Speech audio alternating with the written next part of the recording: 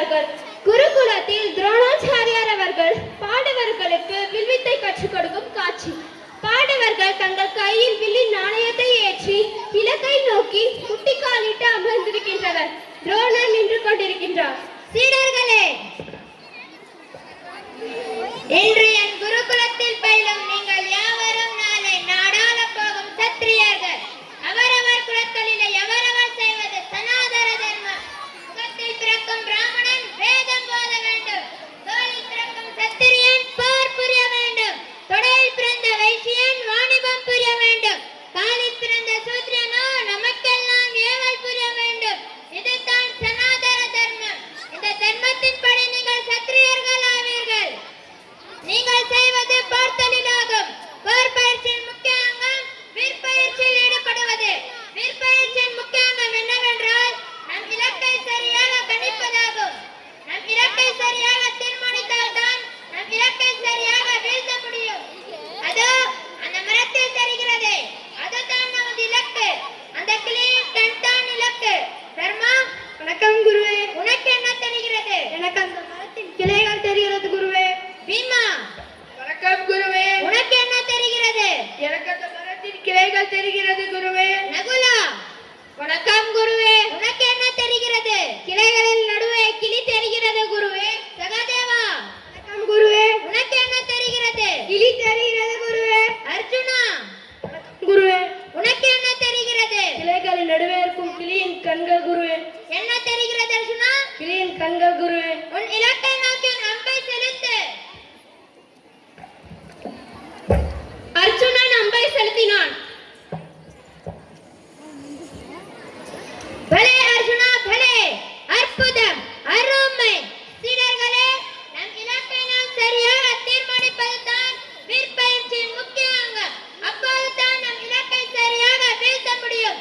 எல்லோருக்கும் மரம் தெரிந்தது, கிளை தெரிந்தது. கிளியின் கண்கள் மட்டும் தெரியவில்லை. இலக்கு அல்லாதது எது, இலக்கு எது என்பதை தீர்மானிக்க வேண்டும். இதுதான் முக்கியமான பாடம்.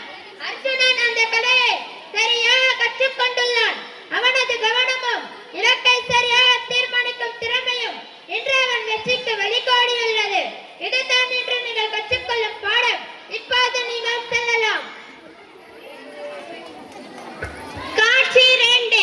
துரோணரிடம் ஏகலைவன் விற்பயிற்சி கோருதல். துரோணர் கண்களை மூடி ஆழ்ந்த தியானத்தில் அமர்ந்திருக்கின்றார். ஏகலைவன் துரோணரை முழங்காலிட்டு வணங்குகிறான். வணங்குகிறேன் குருவே. குழந்தாய், நான் ஏகலைவன். என்னை காண வந்த நோக்கம் உங்கள் சீடர்களுக்கு விற்பயிற்சி கொடுப்பதை கண்டேன். கண்டு வியந்தேன். நானும் உங்களிடம் கற்றுக்கொள்ள விரும்புகிறேன். நீ எந்த குலத்தை சேர்ந்தவன் ஏகலைவா? நான் இந்த காட்டில் வசிப்பவன். வேடர் குலத்தை சேர்ந்தவன். என்ன, வேடர் குலத்தை சேர்ந்தவனா? ஏகலைவா, நான் வேதத்தின் வழி நடப்பவன். வர்ணாசிரமத்தை கடைப்பிடிப்பவன். சனாதனமே என் உயிர் மூச்சு. சனாதனத்தின் படி நடப்பவன் நான். அந்த தர்மத்தின் படி வேடவனாகிய உனக்கு சத்திரியர்கள் மட்டுமே பழகும் போர் பயிற்சியை கற்றுக் கொடுக்க அருகதை கிடையாது. எனவே வில்வித்தை கற்றுக் கொடுக்க இயலாது. அவரவர் குலத்தொழிலை செய்வதே சனாதன தர்மம். ஆகவே நீங்கிருந்து செல்லலாம்.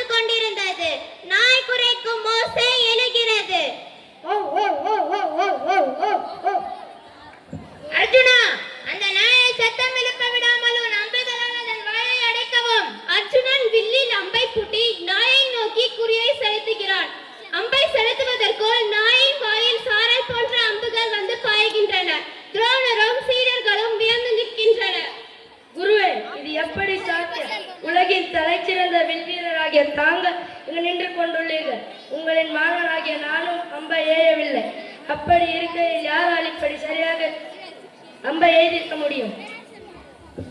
இல்லை அர்ஜுனா, இது நடக்க சாத்தியமே இல்லை. இது எப்படி நடந்தது எனக்கு விளங்கவில்லை.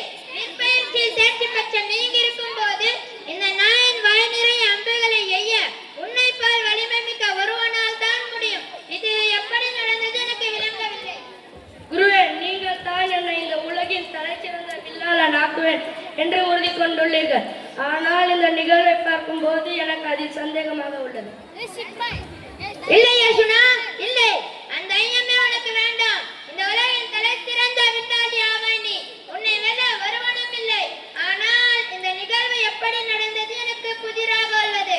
இது என்னவென்று ஆராய்ந்து பார்க்கலாம் வா. அம்பு வந்த திசையை நோக்கி இருவரும் செல்கிறார்கள். காட்சி 5. ஏகலைவன் துரோணர் சிலை முன்னால் நின்று பயிற்சி எடுத்துக் கொண்டிருக்கிறான். துரோணரும் அர்ஜுனனும் அங்கு வருகிறார்கள்.